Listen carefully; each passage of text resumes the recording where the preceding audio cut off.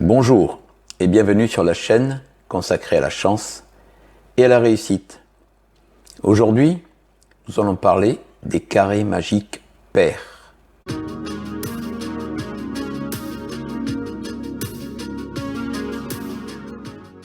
Dans plusieurs vidéos précédentes, nous avons commencé notre découverte des carrés magiques. J'ai fait le lien entre carrés magiques et divination pour attirer la chance et par exemple jouer au jeu de hasard. Ce lien n'est pas anodin et s'explique par les origines des carrés magiques. Au cours de l'histoire, les carrés magiques ont en effet été souvent réalisés et utilisés pour faire des prédictions. Par exemple, on les retrouve dans un jeu divinatoire appelé les tables du destin. Comme les 7 astres du zodiaque, les tables du destin s'appuient sur 7 carrés magiques. Le carré magique de 3, de 4, de 5, de 6, de 7, de 8 et enfin de 9. Par exemple, le carré de 7 s'appelle le carré de Vénus, alors que le carré de 5 prend la dénomination du carré de Mars. Je reviendrai dans le détail sur les tables du destin dans une vidéo particulière. Ce qui est sûr, c'est que plus nous étudions les mystères des carrés magiques, plus de nouveaux secrets nous sont révélés. J'ai déjà abordé dans des articles précédents la construction des carrés magiques impairs. Dans cette vidéo, je vais donc traiter des carrés magiques pairement pairs et en particulier, nous allons apprendre à construire le carré magique de 4 et ensuite le carré magique de 8. Commençons par le plus simple des carrés magiques pairs, le carré de 4. Si le carré de 3 est le plus petit de tous les carrés magiques, le carré de 4 est également le plus petit pour les carrés magiques pairs. La somme de toutes ces lignes, de ces colonnes et de ces deux diagonales doit donner le même résultat. Ici, c'est 34. La méthode de construction des carrés magiques de 4 et de ses multiples, 8, 16, etc., est basée sur une règle de base très simple.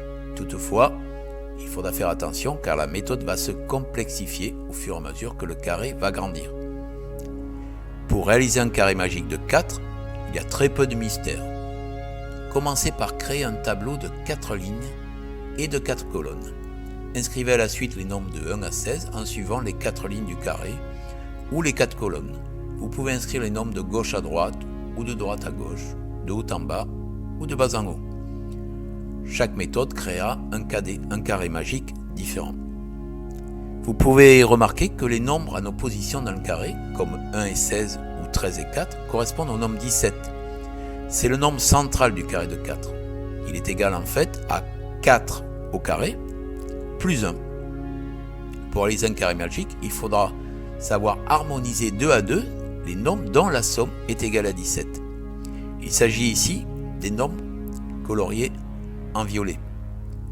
Vous allez maintenant échanger les nombres des deux diagonales dont la somme donne 17, mais uniquement des deux diagonales.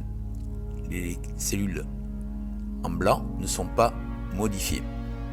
Donc vous allez échanger 1 et 16, puis 6 et 11 sur la première diagonale. Sur la deuxième, on va échanger 4 et 13, puis 7 et 10. Et c'est tout. Une fois fait, vous avez obtenu votre premier carré magique et vous pouvez vérifier que chaque diagonale, chaque ligne, chaque colonne donne le même résultat. Ici, la somme de chaque ligne donne 34. Le deuxième carré magique, vous faites la même chose. Vous échangez également 2 à 2 les numéros, les nombres des deux diagonales et vous obtenez un deuxième carré magique. Il n'y a pas plus d'autres difficultés que cela. Donc je pense que vous pourrez réaliser très facilement un carré magique. Vérifiez bien sûr que vous n'avez pas fait d'erreur et que la somme de chaque ligne, chaque colonne, chaque diagonale donne bien également 34.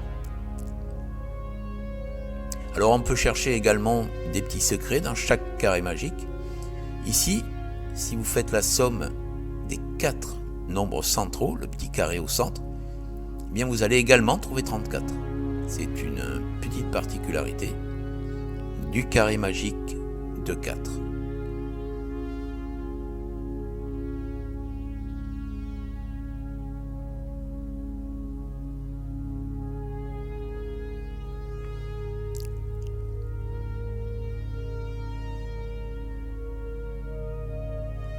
Passons maintenant à un carré un peu plus complexe, le carré magique de 8.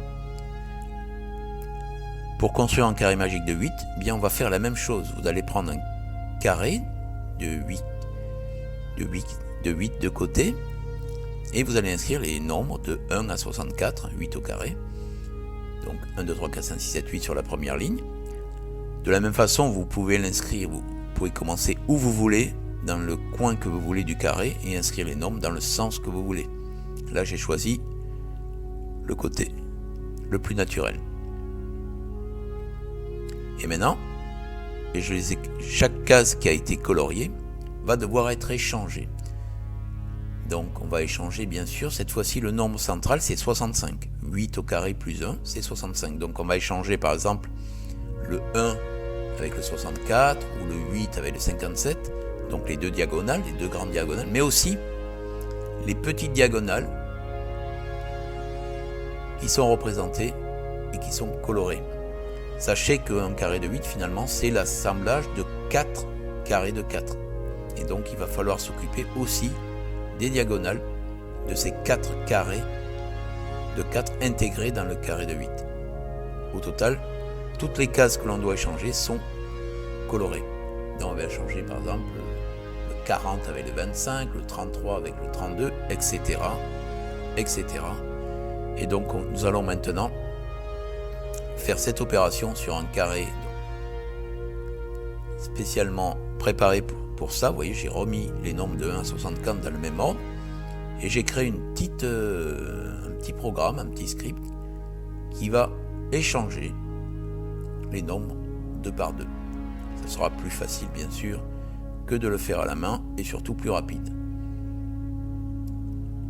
Pour le carré de 8, la somme de chaque ligne, de chaque colonne et de chaque diagonale doit donner à la fin 260, le nombre 260. Vous remarquerez que déjà, pour l'instant, les deux diagonales valent déjà 260. Mais il faut faire la même chose pour toutes les lignes et toutes les colonnes. Voilà, j'ai lancé le programme, donc j'ai déjà changé le 1 et le 64. Je m'attaque à la première diagonale, le 28 et le 37.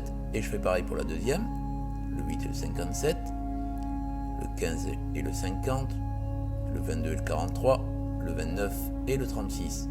Et je m'occupe maintenant des autres petites diagonales, le 61 avec le 4, le 60, bien sûr c'est le 5, le 14, c'est le 51, etc., etc. Toujours penser que la somme des deux nombres que l'on doit échanger doit donner le résultat de 65. Lorsque c'est terminé, vous vérifiez que chaque ligne, chaque colonne, chaque diagonale donne le résultat 260. Lorsqu'on additionne les cases de toutes les colonnes, lignes, on obtient le résultat 260. Comme ça qu'on vérifie que le carré magique de 8 est correct. Remarquerez là aussi il y a quelques particularités. Si on fait la somme des 4 nombres du petit carré au centre, eh bien nous allons trouver 130 qui est la moitié de 160. Mais si on ajoute les 4 petits coins que j'ai coloriés, que j'ai sélectionnés, eh bien là nous allons trouver 260. C'est encore un petit secret, cette fois-ci, du carré magique de 8.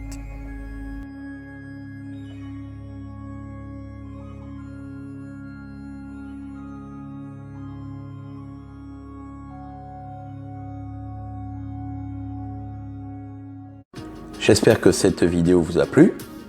Nous avons percé de nouveaux mystères pour construire des carrés magiques. Ce n'est pas le dernier chapitre et nous sommes encore loin d'avoir cerné tous leurs secrets.